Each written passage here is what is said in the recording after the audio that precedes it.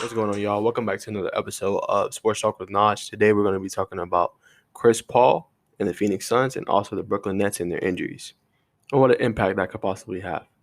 All right, let's get into it. So, Chris Paul had 37 points, 7 assists, and 3 rebounds last night as the Suns closed out the Nuggets 4-0, a clean sweep, winning 125-118. Now, for Chris Paul, this is his best chance, I believe, to actually win an NBA championship. He has young thoroughbreds and Deandre, Ayton, and star Devin Booker. Then he has great depth with Jay Crowder, Cameron Payne, and also Cameron Johnson. And Chris Paul is one of the top 5, I would say, point guards all time. Now, he has never won a ring. This would be his second time, I believe, in the Western Conference Finals. But the next matchup was just between either going to be Utah or the Clippers. I still think they could win either one. Utah is still young. This will be the first time on this stage. Clippers do have experience, but also, well, not for Kawhi, but it will also be their first time together on this stage, Kawhi Leonard and Paul George. I mean, they've been to the final. Well, Kawhi's been to the finals. Paul George has been to the conference finals. I digress. But for Chris Paul, what better way to win a ring? He has a familiar coach in Monty Williams, who he played for in New Orleans, knows the scheme, knows how to run an offense, quintessential point guard. I mean, Chris Paul has been doing it for years. But sometimes he's been devoid of talent, or that talent has fell short. Back in his Clipper days when he had Blake Griffin and DeAndre Jordan, to his Rocket days when they looked poised to even contend for a title then, forcing a Game 7 against the elite, potent Golden State Warriors, led by Kevin Durant, Steph Curry, and Klay Thompson. So for CP3, what better year to win? And this is where I bring up Brooklyn and their injuries. On the East, you have James Harden. James Harden has a hamstring injury, has only played one game this series. Kyrie has ankle sprain or ankle injury. He's not even going to play tomorrow night when they face against the Bucks at home. So honestly, it's a question mark. We have to see what their health is going to be. I'm not saying that they're not going to recover. I'm not saying that Brooklyn isn't going to the finals, but still up in the air. And Philly, while they do have a little bit of playoff experience, have never been to the finals. So they don't have that experience just yet. At least their core young players in Ben Simmons and Joel Embiid, if they make it out of the East. So for CP3, what better year to win? It feels like all the chips have lined in your favor, and you're one of the top point guards to ever play the game. I will say that. So what better year to win? Now on the Brooklyn side of things, has to be a lot of worry, a lot of anxiety. Well, what's going to happen next? I mean, tomorrow night we're going to see Kevin Durant. Because when we're comparing to Kevin Durant, we already know that he's basically an all-time great. He's one of the best scorers to ever play the game or pick up a basketball. So he's already won 2 Finals MVPs, 2 titles, a league MVP, and he's at least a 10-time All-Star. So we know what KD can do. It's unguardable. By some, he's one of the best in the league right now, or he is the best in the league right now. So what are you going to do tomorrow? You're not going to have your running mate James Harden or Kyrie Irving, but you will have Blake and you will have the other requisite weapons on the Brooklyn Nets. You will have Joe Harris, 3-point specialist. And you will be at home.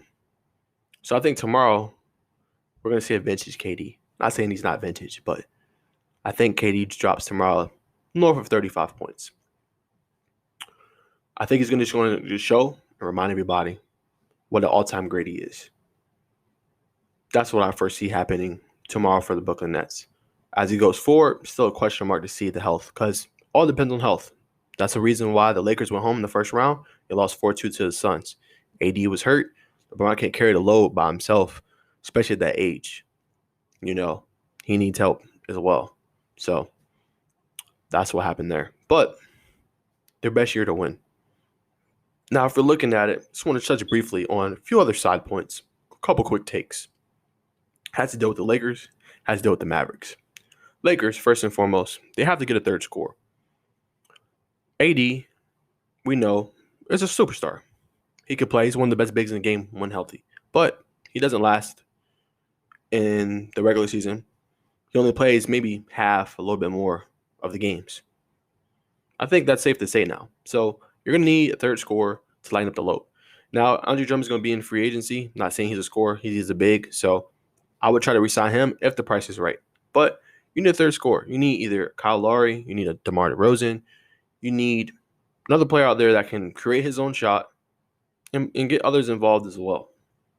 I think that's what the Lakers were really lacking this year. But consistent, though. You need a consistent third person. They don't have to be a superstar, but, all-star caliber player. If the Lakers ever want to repeat or go back and win the championship. Because the West is not getting no easier. Honestly, it's not. You're going to have Phoenix there next year. Utah's still going to be there. Clippers still a question mark. See what Kawhi does in free agency. Golden State's coming back with Clay. And you got young thoroughbreds in there that are on the rise. So West isn't getting no easier. So for Lakers, you got to get a third reliable scorer that will consistently give you north of, I would say, about 20 points a game. That's what you're going to need to repeat as a champion or to go back to the finals. Now for the Mavs, if you guys don't know, there has been reports that said that Luka is having a rift with the front office. And also, he was looking for a max extension north of $200 million.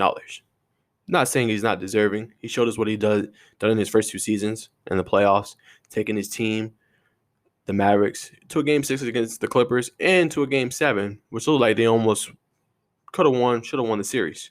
But he needs another running mate. Tim Hardaway Jr. is a good player. Dorian Finney-Smith is a good defensive player. But you're going to need a second star to align with Luka if you want him to stay. If you don't get the second star, you can forget about it.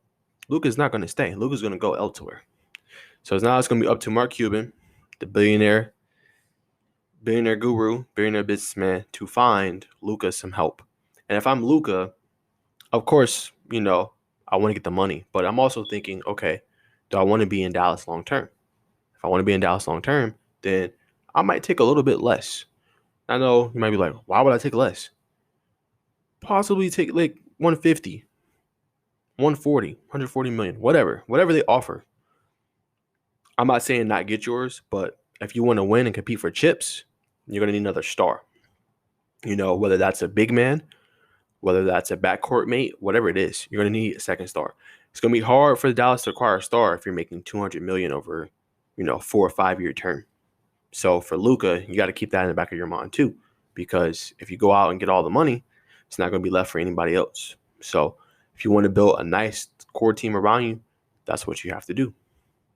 So that's my thoughts on Luka, my thoughts on what the Lakers need to do next year in order to compete for a title, and also my thoughts on Brooklyn Nets and why this is Chris Paul's best year to win a ring. Thanks for tuning in. Make sure you like, comment, subscribe.